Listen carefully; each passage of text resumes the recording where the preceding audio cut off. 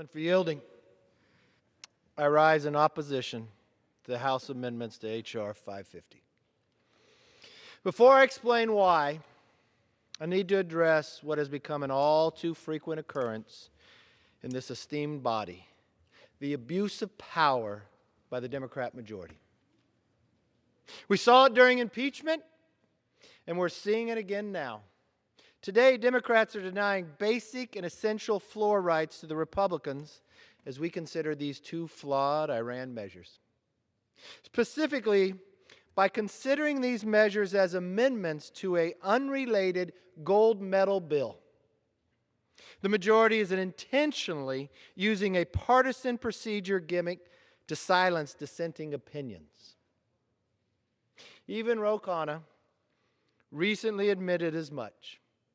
He didn't want to vote on his amendment that could, quote, divide the caucus.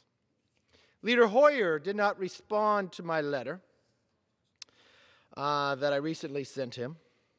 The idea of eliminating a motion to recommit. We appealed to address these concerns, were rejected by the floor over and over again. 25 times to be exact.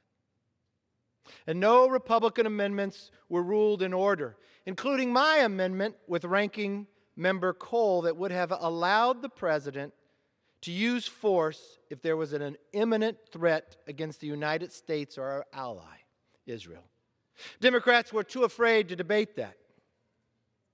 We can all agree that the decision to go to war is the most significant choice Congress can make, followed only by impeachment.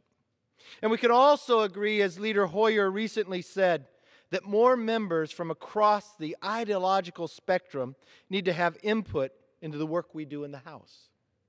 These measures should be withdrawn until the Republican rights are fully restored. This tactic purposely eliminates Republicans' last opportunity to amend legislation, the motion to recommit. Now, for 100 years in this body, the motion to recommit has given the minority the right to, and let's quote, have a vote upon its positions upon great public questions. That's the definition of a motion to recommit. Have a vote upon its positions upon great public questions. In other words, MTRs allow constituents whose members are in the minority to have their voices heard. Certainly, I would think this issue before us would meet the standard of a great public question. Now, as referred to earlier, as I sent that letter to Hoyer earlier this week, the procedure gimmick is not only wrong, it is in bad faith.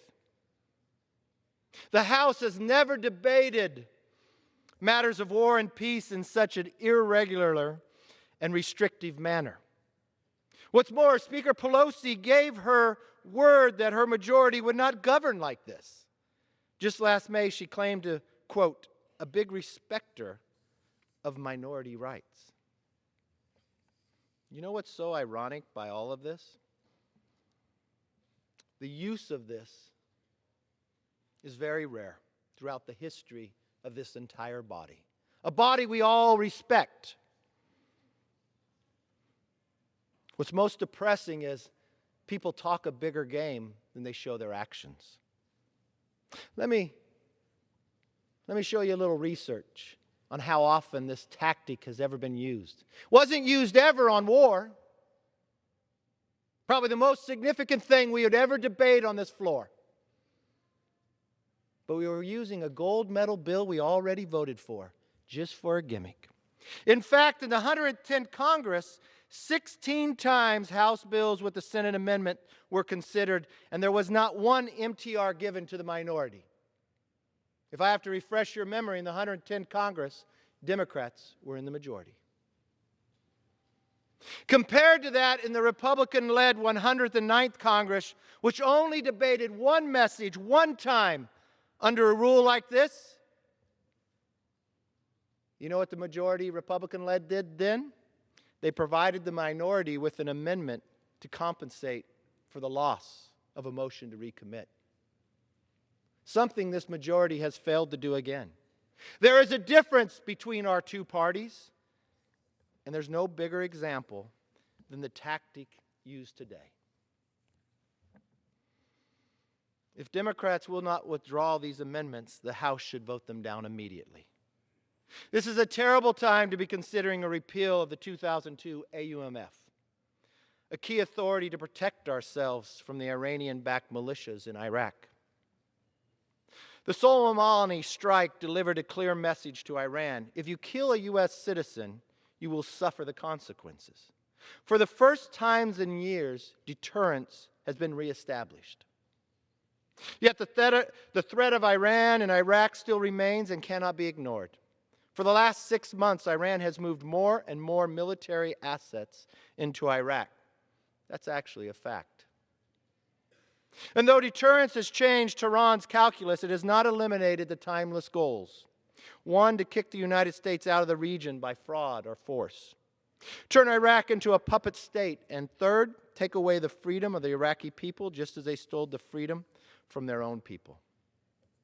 Let's not forget that Iran will seize every opportunity to undermine our interest in the regions. The Lee Amendment would have repeated the same strategic failures of the Obama administration, whose rush to withdraw from Iraq on political timeline led to the direct rise of ISIS. If passed, it would send a message of weakness and division to the regime in Iran. The Recommit Amendment is even more foolish and poorly timed. The claim that it just prohibits an unauthorized war against Iran is totally false. The members on their phones should take a moment and actually realize what they're going to vote on, because there are consequences to this judgment. They may make it easier where they do not have to have an amendment where they actually have facts before their eyes and be judged upon a vote that's so serious as war. Plainly, it abuses the power of the purse by proactively banning the use of force, far short of war, and makes exemptions only for direct attacks on U.S. territory or troops. Its effects are more constraining than the war powers resolutions, which forces cutoffs in just 60 days. Consider a few scenarios that would be illegal under Ro Khanna's proposal. This is what you're voting for. Think for a moment if Iran plans catastrophic attacks against New York and Jerusalem. The intelligence is clear and undeniable. Under Khanna's bill, we couldn't use the military to protect ourselves or our allies. That's what you'll vote for and have to answer to. U.S. citizens are kidnapped, and our government knows the location and how to save them. Under Khanna's bill, we could not use our Navy SEALs or any other part of our military to rescue those Americans.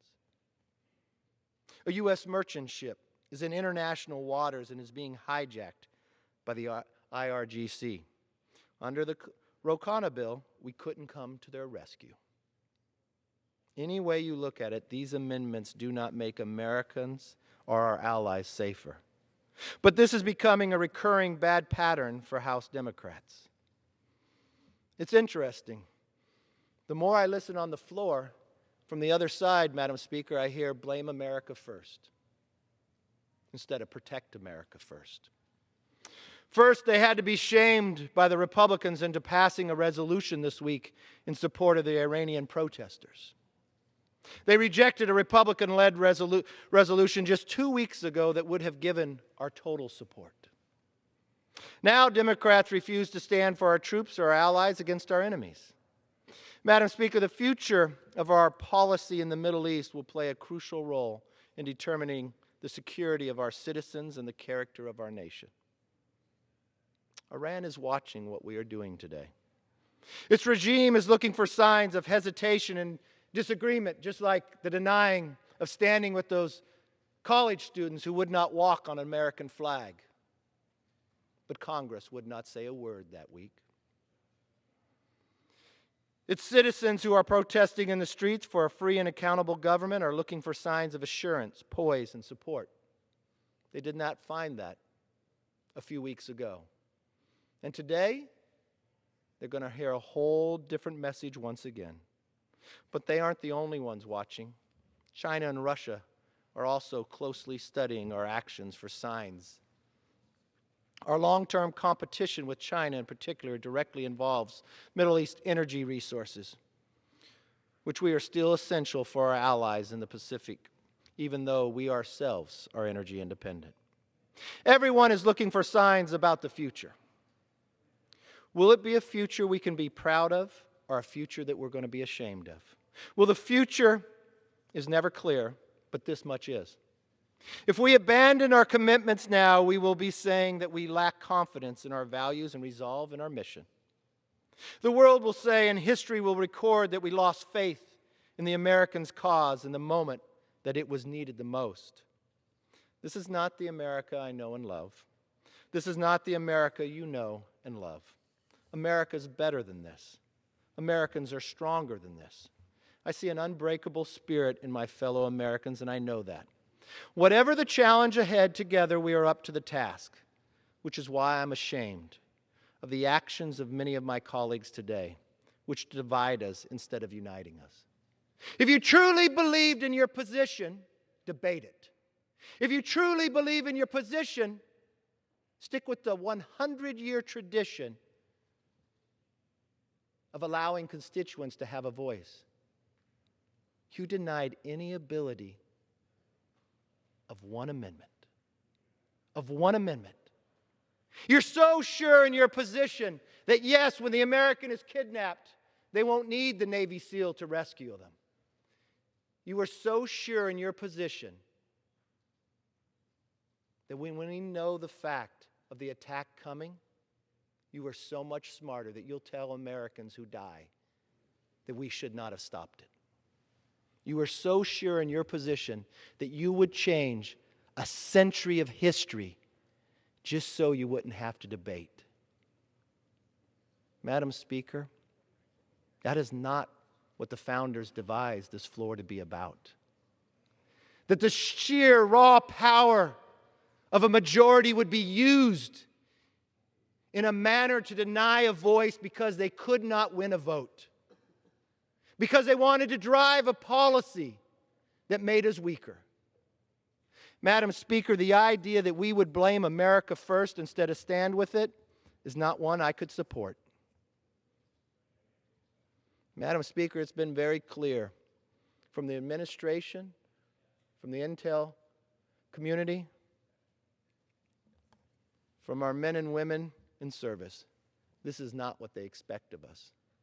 If you are proud enough and you believe your policy brings people more freedom, why would you change 100 years of policy?